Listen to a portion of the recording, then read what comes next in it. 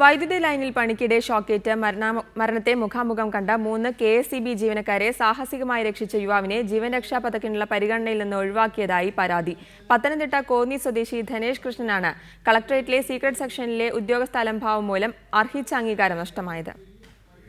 2013 November 27-നായിരുന്നു സ്വന്തം ജീവൻ പോലും പണയം വെച്ച് ധനേഷ് കൃഷ്ണൻ പത്തനംതിട്ട KSEB ഓഫീസിലെ 3 ജീവനക്കാരുടെ ജീവൻ രക്ഷിച്ചത്.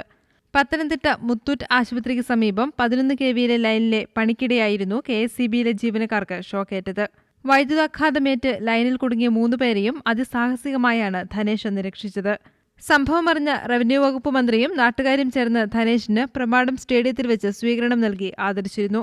അന്നത്തെ ചടങ്ങിൽ വെച്ച് ധനേഷിനെ ധീരതയ്ക്കുള്ള പുരസ്കാരത്തിന് ശുപാർശ ചെയ്യുമെന്ന് മന്ത്രിയും ജില്ലാ കളക്ടറും ഉൾപ്പെടെയുള്ളവർ പ്രഖ്യാപിക്കുകയും ചെയ്തിരുന്നു. പുരസ്കാരം ലഭിക്കുന്നതിനായി ധനേഷ് കളക്ടറേറ്റിൽ അപേക്ഷയും നൽകി.